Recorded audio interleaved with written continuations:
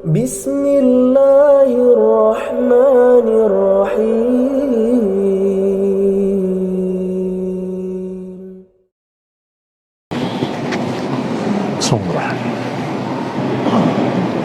Assalamualaikum warahmatullahi wabarakatuh. Innal hamdalillah nahmaduhu wa nasta'inuhu wa nastaghfiruh wa na'udzu billahi min shururi anfusina wa min sayyiati a'malina. Man yahdihillahu fala mudilla lahu wa man yudlil fala hadiya lahu. وأشهد أن لا إله إلا الله وحده لا شريك له وأشهد أن محمدا عبده ورسوله صلى الله عليه وعلى آله وأصحابه والتابعين وتابع التابعين ومن تبعهم بإحسان إلى يوم الدين. يا أيها الذين آمنوا اتقوا الله حق تقاته ولا تموتن إلا وأنتم مسلمون. يا أيها الناس اتقوا ربكم الذي خلقكم من نفس واحدة وخلق منها زوجها وبث منهما رجالا كثيرا ونساء واتقوا الله الذي تساءلون به والأرحام إن الله كان عليكم رقيبا. يا أيها الذين آمنوا اتقوا الله وقولوا قولا سديدا يصلح لكم أعمالكم ويغفر لكم ذنوبكم ومن يطع الله ورسوله فقد فاز فوزا عظيما.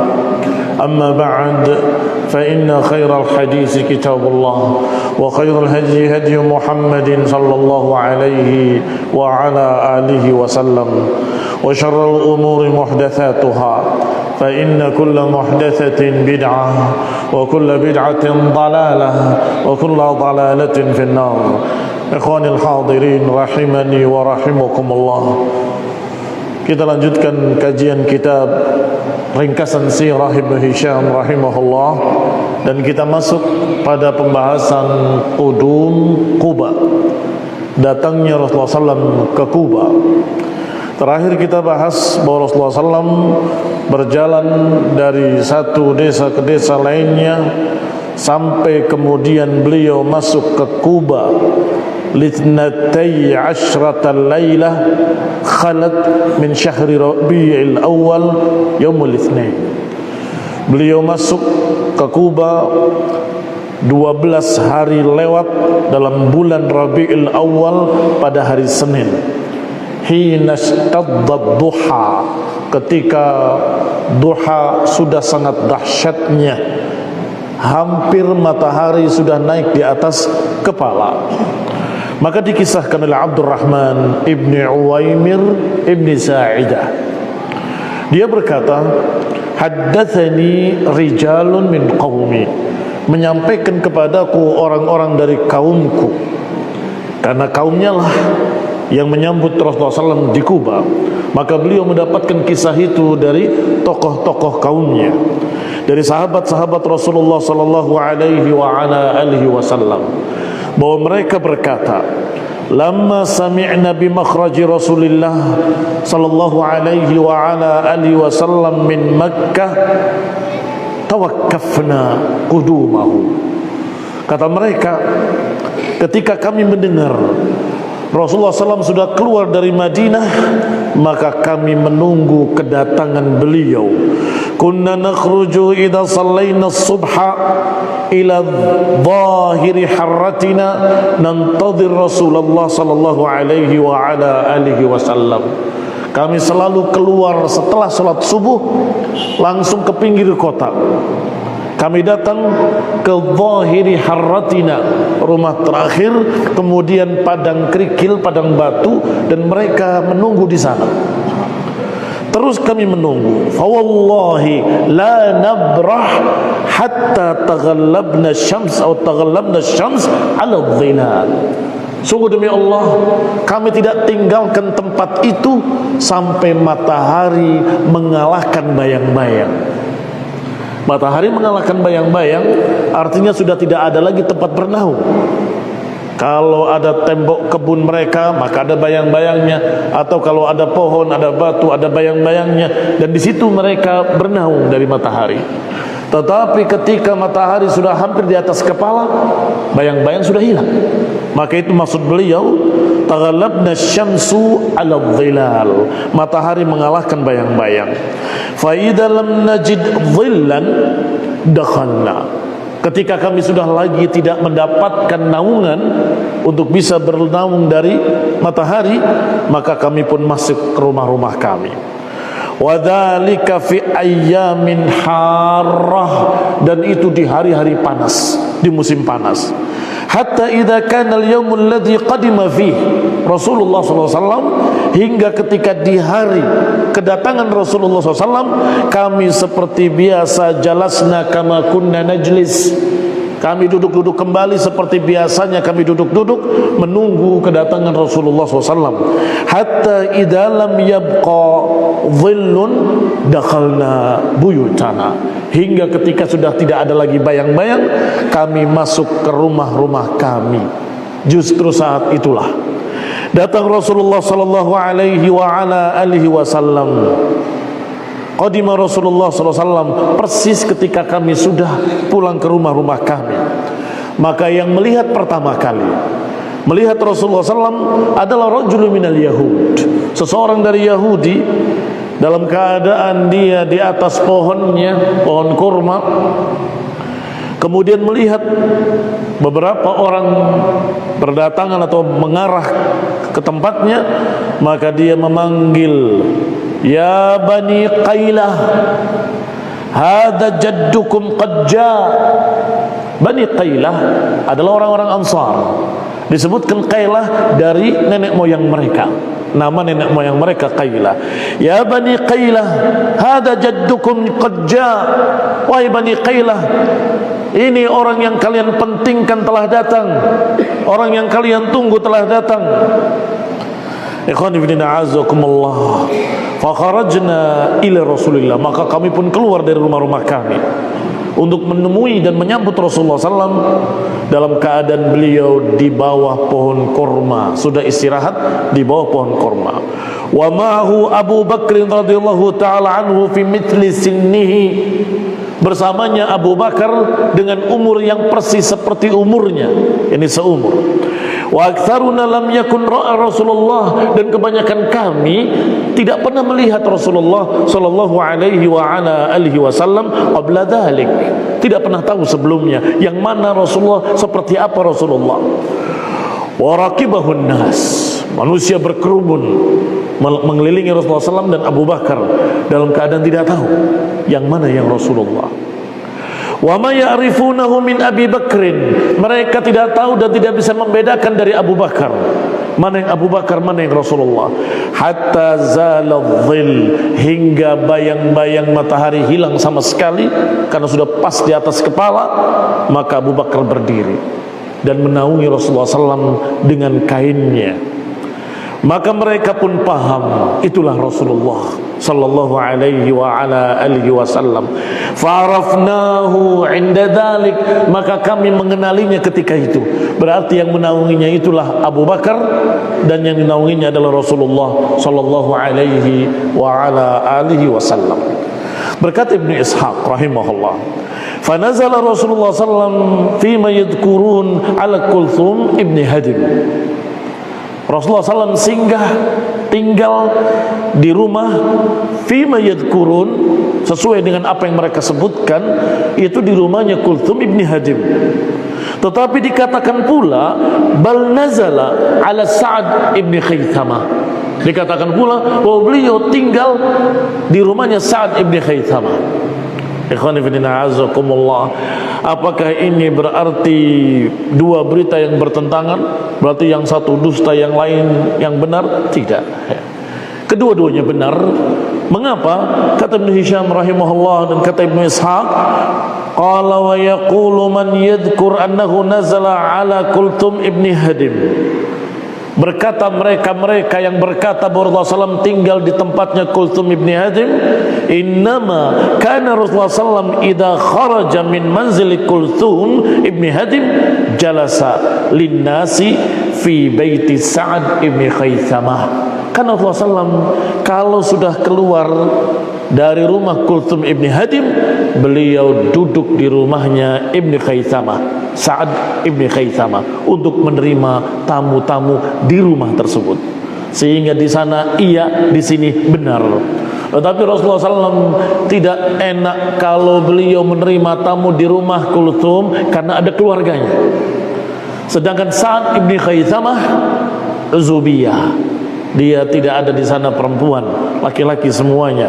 Maka Rasulullah SAW di situ lebih nyaman ketika menerima tamu-tamu dari luar.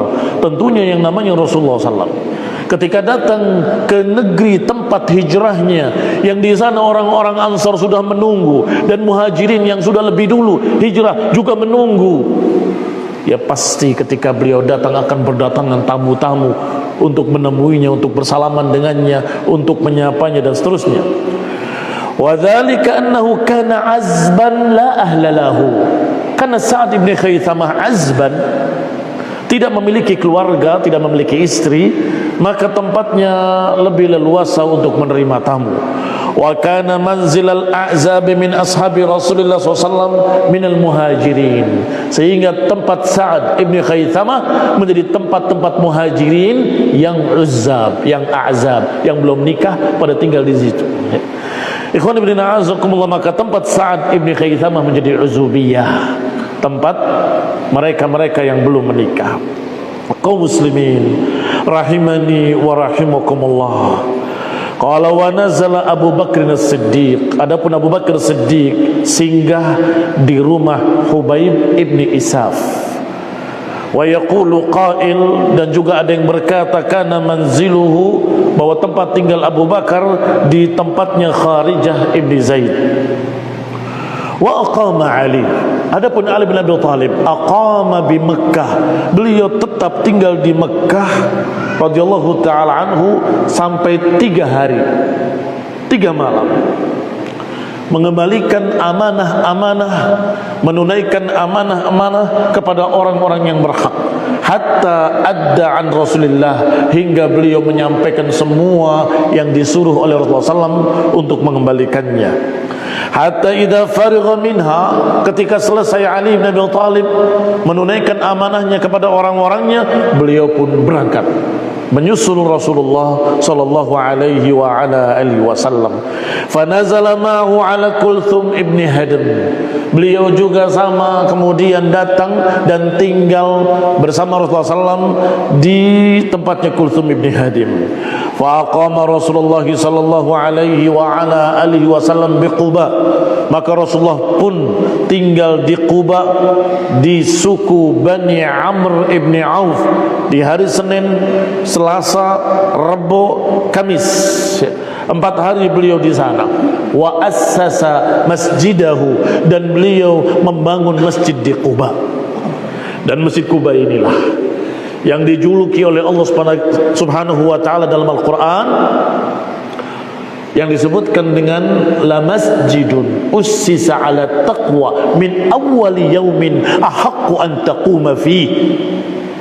Adapun masjid yang dibangun di kali pertama, yang dibangun di atas ketakwaan, maka lebih layak untuk engkau salat di dalamnya.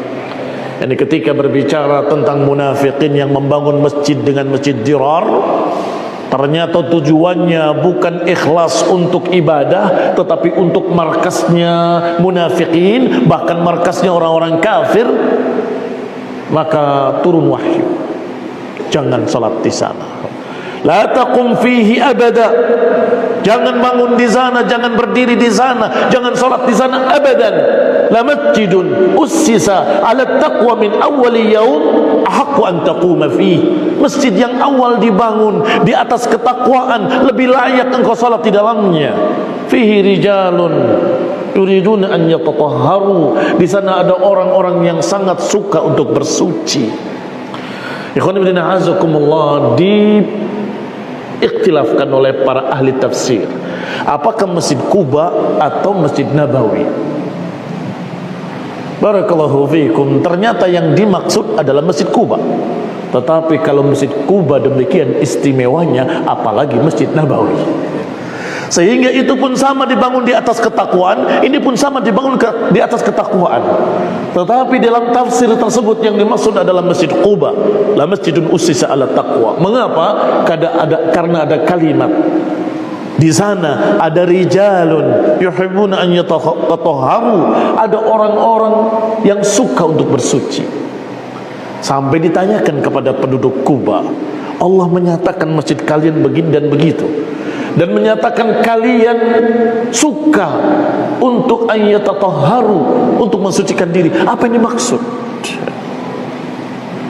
Kata mereka, kami dulu berdampingan dengan Yahudi. Kemudian kami mendengar Yahudi ketika buang air, mereka mencucinya dengan air, maka kami pun ikut membersihkan seperti itu. Maka itulah yang dimaksud. Artinya ingin untuk membersihkan dirinya dari dosa-dosa, dan juga suka untuk membersihkan dirinya dari najis. Sehingga belum datang Islam pun mereka sudah suka untuk membersihkannya dengan taharah, dengan air. Ikhwani fi din, a'azakumullah, kaum muslimin rahimani wa rahimakumullah. Thumma akhrajahu Allah min baini adhurihim yaumal jum'ah.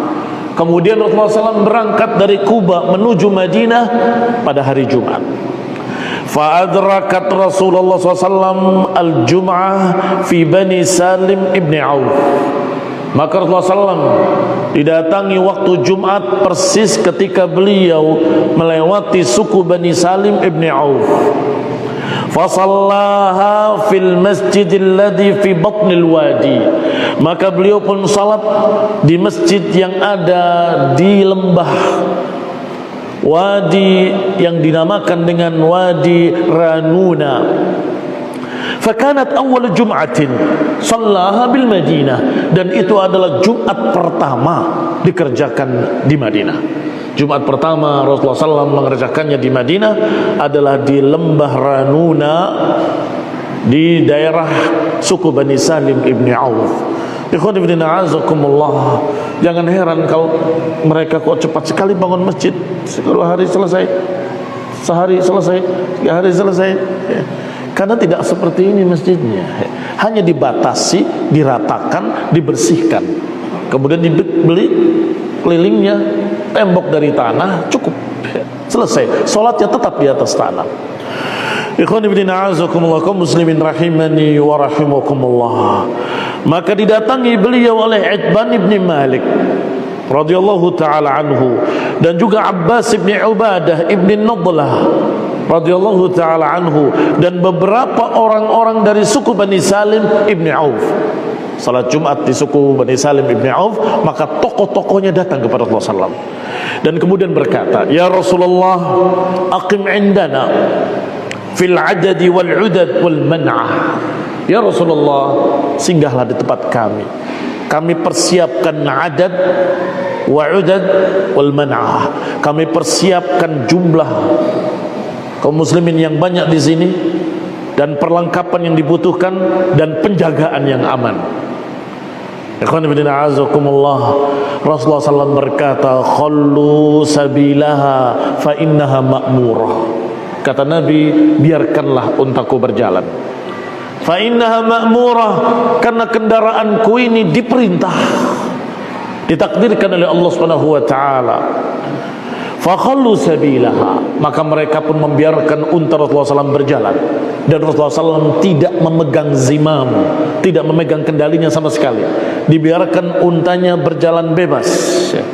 Ikhwan fillah a'azakumullah, kalau Rasulullah SAW menerima ajakan bani ini, bani yang sana enggak enak, kenapa enggak ke tempatku?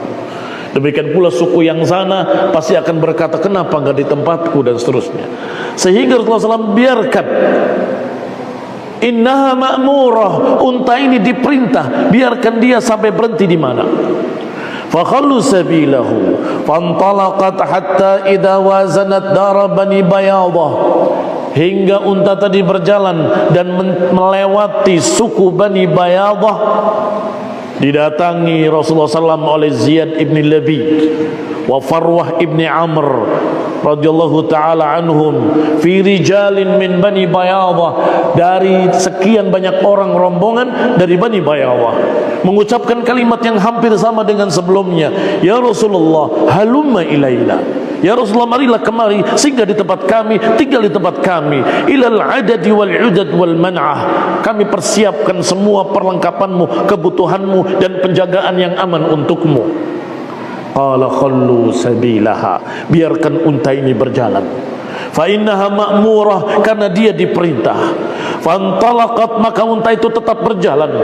Hatta idza marrat bidari Bani Sa'idah, sampai ketika unta tadi melewati suku Bani Sa'idah, i'taradahu Sa'ad ibn Ubadah, dihentikan oleh Sa'ad ibn Ubadah radhiyallahu ta'ala anhu, wa Mundhir ibn Amr radhiyallahu ta'ala anhu fi rijali Bani Sa'idah, dalam rombongan Bani Sa'idah. Faqalu ya Rasulullah, halumma ilaina ilal adadi wal uddah wal man'ah. Ya Rasulullah, singgahlah di tempat kami, kami persiapkan segala kebutuhanmu, kami persiapkan semua apa yang kau mau, dan kami di sini dalam keadaan memiliki jumlah besar. Ini suku yang besar yang bisa menjaga dan melindungi. Qala khallu sabilaha fa innaha ma'murah, biarkanlah untaku berjalan karena dia diperintah. Fa khallu sabilaha, maka dibiarkan unta itu berjalan. Fantalaqat hatta idza wazanat dar Bani al-Harith, dibiarkan unta itu berjalan sampai melewati perkampungan suku Bani al-Harith.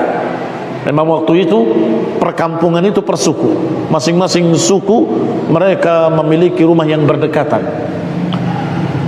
Qala Bani al-Harith ibn al-Khazraj, dari suku Khazraj, maka dihalangi lagi atau dihentikan oleh Sa'ad ibn Rabi' wa Kharijah ibn Zaid wa Abdullah ibn Rawahah radhiyallahu ta'ala anhum, dengan rombongan dari suku Bani al-Harith ibn al-Khazraj. Ya Rasulullah, halumma ilaina ilal adadi wal uddah wal man'ah. Ya Rasulullah, singgahlah di tempat kami, kami akan jaga engkau, kami akan lindungi engkau, kami akan berikan kebutuhanmu, dan seterusnya. Qal, Nabi menjawab dengan sama, khallu sabilaha fa innaha ma'murah, biarkanlah untaku berjalan karena dia diperintah. Fa khallu sabilaha, maka dibiarkanlah untanya berjalan. Fantalaqat, maka berjalanlah unta itu hatta marrat bidari Bani Adi ibn Najjar, berangkatlah unta itu sampai melewati suku Bani Najjar. Sedangkan Bani Najjar adalah suku ibunya Rasulullah SAW. Maka mereka pun berdatangan kembali kepada Rasulullah SAW dengan menyatakan kepadanya, termasuk bahkan ibu-ibunya itu ikut datang mengatakan, ya Rasulullah, singgahlah di tempat akhwalika. Ikhwan ibn a'azakumullah, kaum muslimin rahimani wa rahimakumullah. Di sana ada Salid ibni Qais wa Abu Salid wa Usairah ibni Abi Kharijah fi rijal, dalam beberapa orang dari Bani Adi bin Najjar, dan juga mengatakan dengan kalimat yang sama, halumma ila akhwalik, marilah kemari, singgahlah, tinggallah di tempat akhwalik, di tempat bibi-bibimu, saudara-saudara ibumu. Ilal adadi wal uddah wal man'ah, kami akan persiapkan jumlah orang yang besar, kami persiapkan kebutuhanmu, dan kami akan jaga agar engkau aman. Qala khallu sabilaha fa innaha ma'murah, biarkanlah dia berjalan karena dia diperintah. Fa khallu sabilaha fantalaqat, maka dibiarkanlah untanya berjalan sampai melewati suku dari Bani Malik ibn Najjar. Barakat ala babi masjidihi, tiba-tiba unta tadi melewati Bani Malik ibn Najjar, kemudian menderum atau mendekam di depan pintu Masjid Nabawi yang setelah dibangun. Waktu itu belum dibangun. Wa huwa yawma idzin, pada saat itu Di tempat unta mendekam itu hanya mirbad li ghulamaini yatimaini min Bani Najjar. Mirbad itu tempat menyemur korma-korma. Ini seperti lapangan saja kosong untuk menjemur korma-korma mereka, milik dua anak yatim dari suku Bani Najjar. Wahuma fi hijri Mu'ad ibn Afra. Dua anak yatim ini dipelihara oleh Mu'ad ibn Afra. Nama anak yatimnya adalah Sahal dan Suhail. Sahal dan Suhail, dua-duanya ibnai Amr, anaknya Amr. Falamma barakat Rasulullah sallallahu alaiha lam yanzil wa thabata. Ketika menderum tadi Rasulullah SAW tidak turun dari untanya, hanya menandai bahwa ini calon masjid. Maka Nabi bertanya, ini milik siapa? Ya Rasulullah, ini milik dua anak yatim, anak Amr dari Bani Najjar, dipelihara oleh Mu'ad ibn Afra. Fasarat ghaira ba'idin wa Rasulullah sallam wadi' laha zimamaha la yuthanniha bihi. Kemudian Rasulullah SAW tidak turun dan unta itu berdiri kembali dan berjalan kembali dalam keadaan Rasulullah SAW tidak menyentuh tali kendalinya sama sekali. Thumma tafata ila khalfiha faraja'at ila mabrakiha. Unta tadi berjalan, kemudian menengok ke belakang, kembali lagi dan mendekam lagi di tempat yang sama. Fabarakat fihi wa tahalhalat wa razamat wa wada'at jiranaha. Unta tadi benar-benar mendekam dan kemudian bersuara, mengeluarkan suara, dan kemudian dia meletakkan perutnya dan lehernya. Sudah betul-betul dia berhenti. Fanazala anha, maka Rasulullah pun turun dari sana. Fahtamala Abu Ayyub Khalid ibn Zaid rahlahu, maka Abu Ayyub menuntunnya, ini menuntun untanya, dan kemudian mengajak ke rumahnya. Fawada'ahu fi baitihi, ditempatkan di rumahnya. Wa nazala alaih, maka Rasulullah SAW tinggal di rumah Abu Ayyub radhiyallahu ta'ala anhu. Qala anil mirbad, kemudian Nabi bertanya tentang mirbad tadi, tempat menjemur kurma-kurma mereka. Liman huwa, milik siapa itu? Faqala lahu Mu'ad ibn Afra, yang menjawab adalah Mu'ad ibn Afra yang memelihara dua anak yatim tadi. Huwa ya Rasulullah li Sahl ibn Suhail, li Sahl wa Suhail. Ini ya Rasulullah miliknya Sahal dan Suhail, dua anak Amr, anak yatim. Wahuma yatimani li, dia adalah dua anak yatim yang aku pelihara. Wasaurdihima minhu fattakhidhu masjidah, aku akan membuat keduanya ridho agar engkau jadikan sebagai masjid.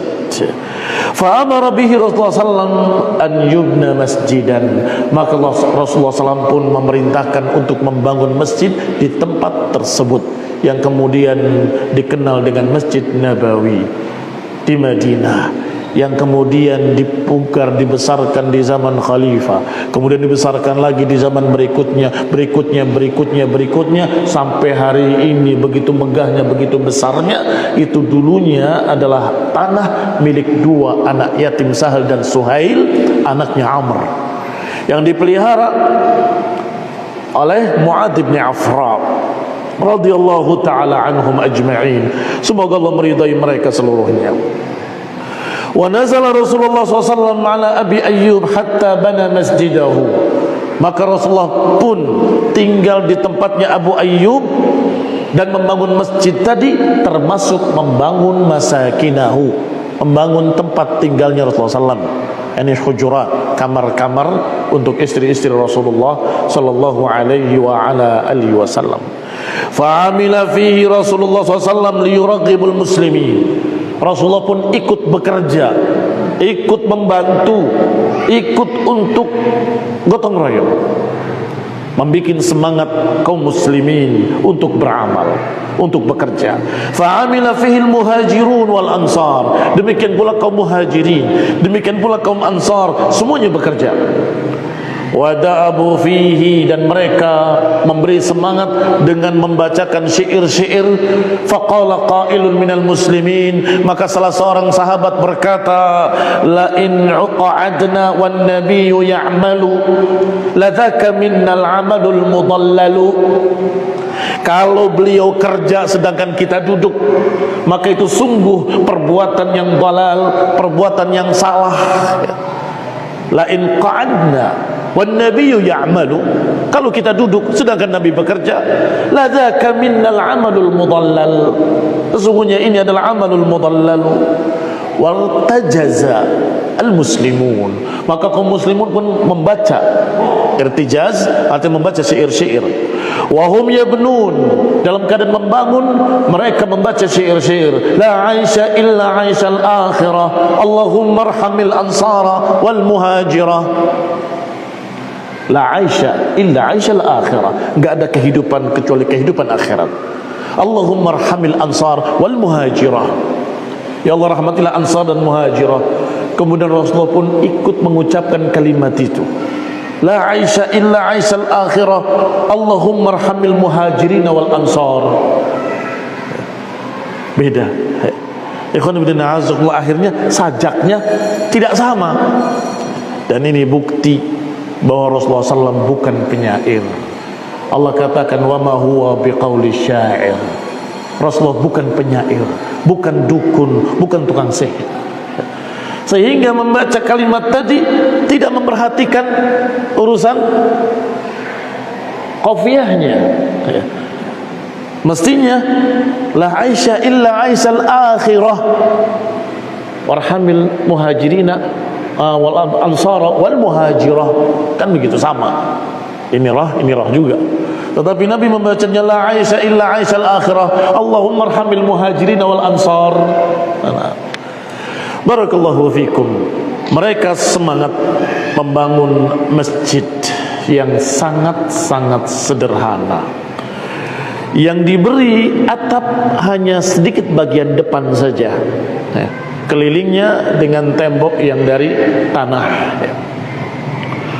Wa aqama Rasulullah SAW fi baiti Abi Ayyub hatta buniya lahu masjiduh, maka Nabi tinggal di tempatnya Abi Ayyub sampai masjidnya selesai. Wa masakinuhu, dan tempat beliau, rumah beliau selesai. Kemudian beliau tinggal di tempatnya, di rumahnya sendiri. Tuman taqala ila masakinihi, kemudian beliau berpindah ke rumahnya sendiri, berpindah dari baitnya Abi Ayyub, dari rumahnya Abu Ayyub ke rumah yang telah dibangun. Rahmatullah ala Abi Ayyub wa ridwanullah ala ashabihi. Semoga Allah meridai semua para sahabat Rasulullah SAW yang sangat memuliakan Rasulullah sallallahu alaihi wa ala alihi wasallam. Abu Ayyub yang kita ceritakan ini menceritakan bagaimana Rasulullah SAW di rumahnya. Kata Abu Ayyub, lama nazala alayya Rasulullah, ketika Rasulullah SAW tinggal di rumahku, sedangkan rumahku memiliki dua tingkat, tingkat pertama dan tingkat kedua. Dan biasa mereka membuat rumah-rumah dari tanah itu bertingkat. Jangan dikira rumah tanah tidak bertingkat. Rumah pertama ditutup dengan kayu-kayu korma. Setelah itu diberi tanah liat lagi, dibangun lagi di atasnya. Kata Abu Ayyub radhiyallahu ta'ala anhu, beliau tinggal di bawah dan aku dan Ummu Ayyub istriku di atas. Faqultu lahu, maka aku katakan kepada Rasulullah, ya Nabi Allah, bi abi anta wa ummi inni la akrahu wa a'zim an akuna fawqaka. Ya Nabi Allah, sungguh aku tidak merasa nyaman di atasmu, tinggal di atasmu, sedangkan kau di bawahku. Sungguh bapak ibuku sebagai jaminan untukmu, engkau saja yang di atas, biar aku turun ke bawah. Fadhhar anta fakun fil ulu, naiklah engkau tinggal di atas.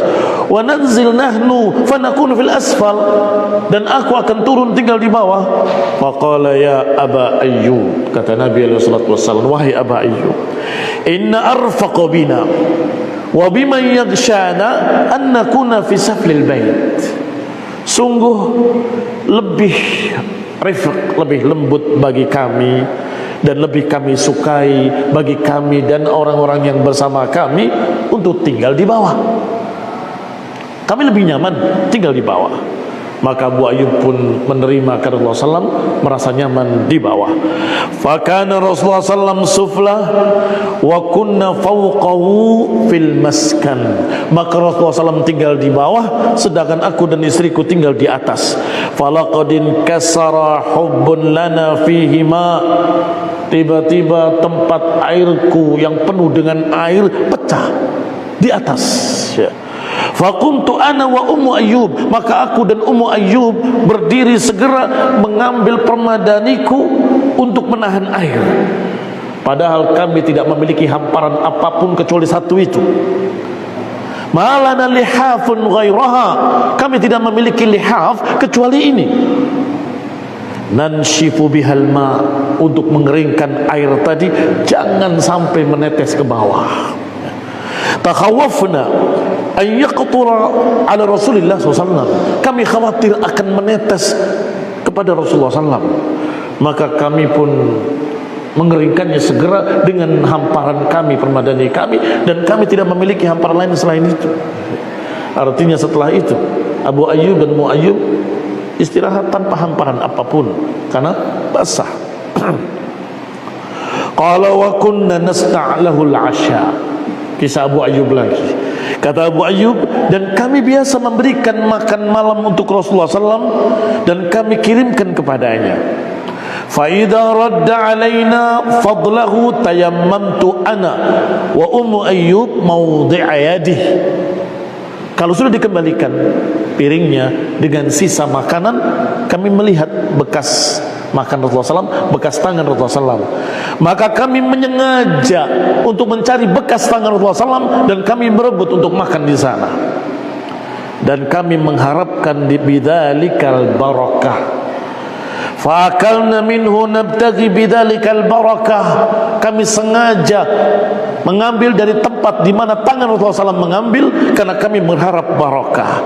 Hatta ba'athna ilaihi lailatan, sampai pada satu malam dikirimkan kepada Rasulullah SAW makanan lagi seperti biasanya kami bikin, dan kami diberikan masakannya campuran basal wa thawm, bawang merah dan bawang putih. Faraddahu Rasulullah SAW, maka Rasulullah SAW mengembalikannya. Walam ara liyadihi fihi athar, sedangkan kami tidak melihat bekas tangan Rasulullah SAW yang biasa kami akan memakan dari tempat tangan Rasulullah SAW. Faji'tuhu fazi'an, maka aku datangi Rasulullah SAW dalam keadaan takut. Ya Rasulullah, bi abi anta wa ummi radatta asha'aka walam ara fihi mawdi'a yadik. Ya Rasulullah, engkau kembalikan makananmu dalam keadaan aku tidak melihat bekas tanganmu. Padahal kami ya Rasulullah biasa kami berebut makan dari tempat tanganmu. Kok kali ini enggak ada tempat tanganmu? Artinya engkau tidak makan sama sekali. Ikhwan ibn a'azakumullah, Abu Ayyub menyatakan dengan tegas, nabtaghi biha barakah, kami menyengaja mengambil dari tempat tanganmu agar kami mendapatkan barakah. Ikhwan ibn a'azakumullah, di sini ada dua pelajaran penting. Yang pertama adalah masalah barakah tadi. Riwayat ini barakallahu fikum benar, dan masih banyak riwayat yang sejenis yang berebut air wudhu Rasulullah, yang berebut, bahkan ada yang ketika membekam Rasulullah SAW darahnya tidak dibuang, ditelan. Ikhwan ibn a'azakumullah, mereka yang sampai menulis buku mafahim yajib an tusahhah, pemahaman yang perlu diluruskan katanya. Bolehnya ngalap berkah dari kiai, dari orang soleh, dari Dalilnya dalil ini seperti ini. Banyak, bukan satu, bukan dua, sekian riwayat. Bahkan beberapa sahabat mengambil sisa atau rontokan rambut Rasulullah dimasukkan ke minyak wanginya. Ya. Semua itu benar. Yang salah adalah ketika menyamakan orang yang bukan Rasul dengan Rasul. Iya itu sahih, iya itu benar, iya itu benar. Tetapi apakah orang soleh kita ini sama dengan Rasulullah? Tidak ada yang sama dengan Rasulullah. Karena tidak ada seorang pun yang maksum, tidak ada yang diutus jadi Rasul, tidak ada orang yang dikatakan oleh Allah Subhanahu Wa Taala, laqad kana lakum fi Rasulillah uswatun hasanah. Apa ada yang sama dengan dia? Yang yuha ilaihi wahyi, yang diwahyukan kepadanya wahyu. Maka yang salah adalah qiyas ma'al fariq, mengkiaskan seperti ini dengan manusia yang bukan Rasul, bukan Nabi. Ikhwan fillah a'azakumullah. Mengapa kita katakan bahwa ini adalah hujjah? Karena para sahabat seluruhnya ijma, sepakat tidak melakukan hal tersebut pada orang soleh manapun. Apakah ada yang melakukannya pada Abu Bakar? Tidak ada. Apakah ada yang melakukannya pada Umar atau Uthman atau Ali? Di kalangan para sahabat tidak ada. Para tabi'in, nggak ada yang melakukannya kepada para sahabat. Urusan seperti ini tidak bisa dikiaskan. Itu yang pertama. Yang kedua, ketika Abu Ayyub bertanya, kenapa ya Rasulullah tidak engkau sentuh? Rasulullah menjawab, inni wajadtu fihi riha hadhihi sajarah. Aku mencium bau pohon itu. Wa ana rajulun unaji, sedangkan aku orang yang selalu bermunajat pada Allah. Wa unaja, unaja artinya diajak bicara oleh Allah SWT atau mendapatkan wahyu. Maka aku tidak mau memakan yang seperti itu. Fa amma antum fakulu, adapun kalian silahkan makan. Qala fa akalnahu wa lam nasna' lahu tilka syajarati ba'd. Maka kami makan dan kami tidak membuat lagi yang seperti itu setelah itu. Ikhwan fillah a'azakumullah muslimin rahimani wa rahimakumullah. Itu pun walaupun Nabi menyatakan fa amma antum fakulu, itu pun kalau ke masjid jangan. Sebab ketika Rasulullah SAW mencium bau tersebut dari mulut seorang sahabat, Rasulullah menyuruh dia untuk menjauh dari masjid. Menjauhlah. Diusir sampai ke Baqi'. Dulu Baqi'il Gharqad dengan Masjid Nabawi jauh. Sekarang sudah nempel karena pembesaran perluasan-perluasan. Ikhwan fillah a'azakumullah, sehingga dimakruhkan untuk ke masjid ada bau-bau bawang putih atau bawang merah, apalagi bau rokok, apalagi bau-bau yang lebih jelek lagi dari itu. Nasallahu salam al-afiyah wal hidayah wa rahmah. Subhanakallahumma bihamdika asyhadu an la ilaha illa ant astaghfiruka wa atubu ilaik. Wassalamu alaikum warahmatullahi wabarakatuh.